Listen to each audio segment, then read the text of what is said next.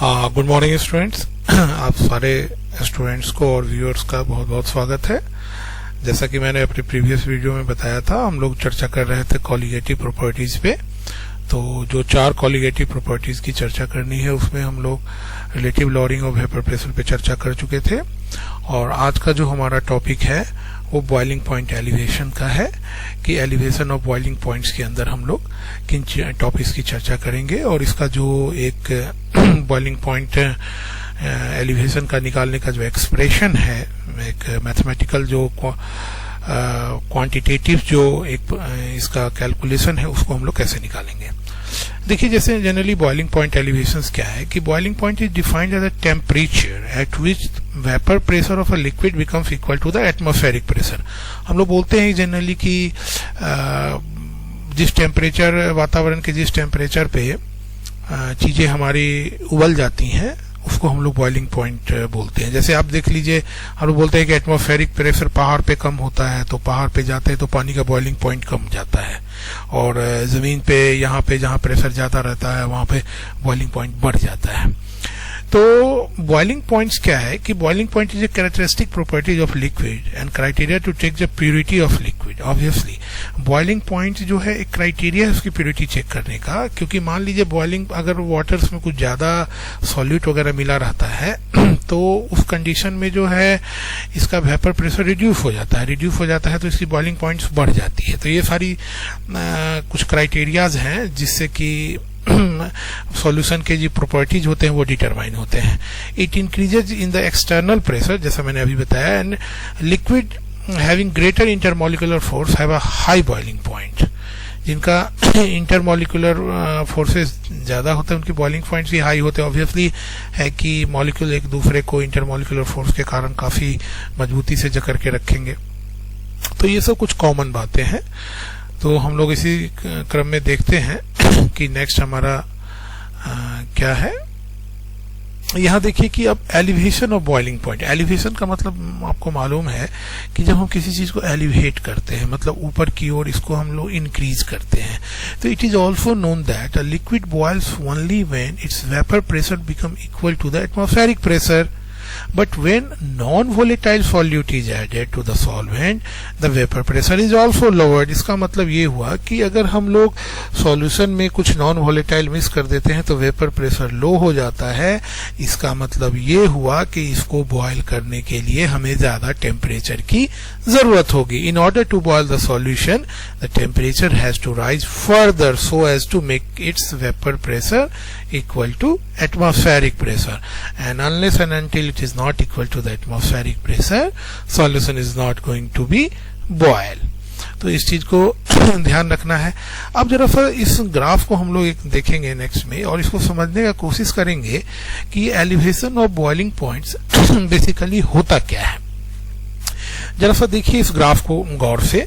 इस ग्राफ में आप देखेंगे तो आपको कुछ यूनिट्स जो है वो नजर आएगा। ये ग्राफ बेसिकली वेपर प्रेशर और टेम्परेचर के रिस्पेक्ट में बनाया गया है। और यहाँ देखिए कि एक सॉल्वेंट है और दूसरा सॉल्यूशन है। आप देखेंगे कि अगर एटमॉस्फेरिक प्रेशर एक एटमॉस्फेरिक रखा गया है, ये बेसिकली 1 to 1.013 बार होता है, तो हम लोग इसको more and less 1 atmospheric pressure मान लेते हैं, ठीक है। और ये वेपर प्रेशर इधर से हम लोग इसको इंक्रीज कर रहे हैं। अब आप देखिए कि चूंकि एटमॉस्फेरिक सेम है तो सॉल्वेंट अगर प्योर है तो आप देखेंगे कि इसका जो बॉइलिंग पॉइंट है ये इसके रिस्पेक्ट में कम ही टेम्परेचर पे हो जा रहा है। लेकिन जैसे ही इसमें हमने सॉल्यूट को मिक्स कर दिया, तो ये रेड वाला लाइन देख रहे हैं सॉल्यूशन का है, तो सॉल्वेंट में जैसे ही सॉल्यूट मिक्स हो जाएगा तो ये सॉल्यूशन के फॉर्म में आ जाएगा। तो सॉल्यूशन के फॉर्म में आ जाने से इसका वेपर प्रेशर कम जाएगा, और जब वेपर प्रेशर इसका कम जाएगा तो इसको बॉयल कराने के लिए हमें इस ग्राफ पे आप देखें कि हमें ज्यादा टेम्परेचर की जरूरत होगी। तो पहले क्या था कि TV0 यानी कि सॉल्वेंट का टेम्परेचर जो था, इसको हमने T0 मान लिया, और उसके बाद फिर हमने इसको बॉयल कराने के लिए कुछ टेम्परेचर लगाए। तो जब टेम्परेचर लगाए तो TB ये जो आपको यहाँ दिख रहा है, इस पर ये जाकर आपका सॉल्यूशन बॉयल हो गया। यानी ये जो दोनों के बीच में डिफरेंस देख रहे हैं, इस डिफरेंस के अंदर में क्या हुआ कि टेम्परेचर राइज हुआ। तो इसी को हम लोग बोलते हैं elevation of boiling point.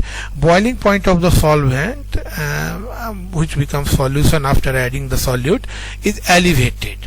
Okay, तो हम लोग अब इसको कैलकुलेट करेंगे कि इसका कैलकुलेशन किस तरह से होता है। इसको जरा सा आप लोग थोड़ा ध्यान में रखेंगे। इसमें एक रूल क्या है, थोड़ा सा ध्यान दीजिएगा कि TB is the boiling point of the pure solvent. Okay, and TB is the boiling, TB not, क्योंकि इसमें ऊपर 0 दिया हुआ है, नॉट में भूल गया।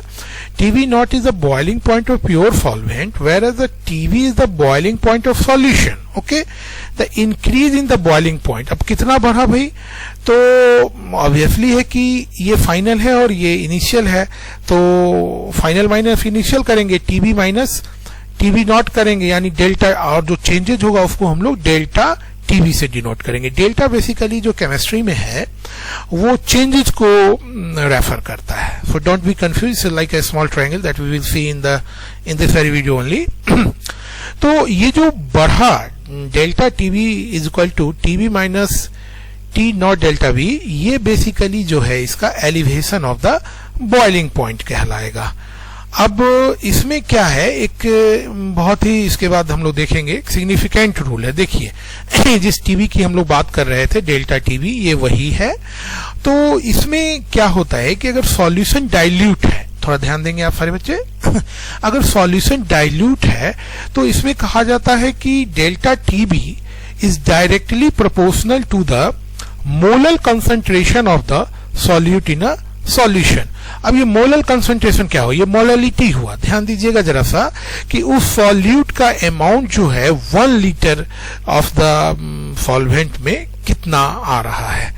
तो यहाँ मोलैलिटी ये सारे प्रीवियस कॉन्सेप्ट हैं, वो आप लोग देख चुके हैं। अगर नहीं देखे हैं तो फिर से एक बार आप लोग प्रीवियस वीडियोस को अगर आप देखेंगे तो आपको ये कॉन्सेप्ट क्लियर हो जाएगा।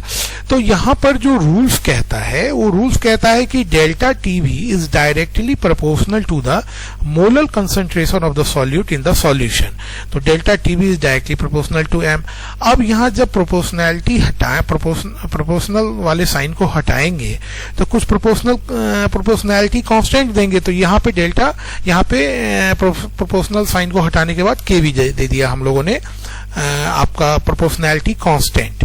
अब ये इसको जो है हम लोग मोलर एलिवेशन कांस्टेंट बोलते हैं, या इसी को हम लोग जो है इवोलियोस्कोपिक कांस्टेंट भी बोलते हैं। ध्यान से सुनिएगा जरा, इवोलियोस्कोपिक कांस्टेंट, ये बहुत इंपॉर्टेंट है। कभी कभार एग्जाम वगैरह में, खासकर वाइवा वगैरह में या NCERT के भी एग्जाम में पूछ दिया जाता है। The molar boiling point elevation constant, that is also known as the ebullioscopic constant.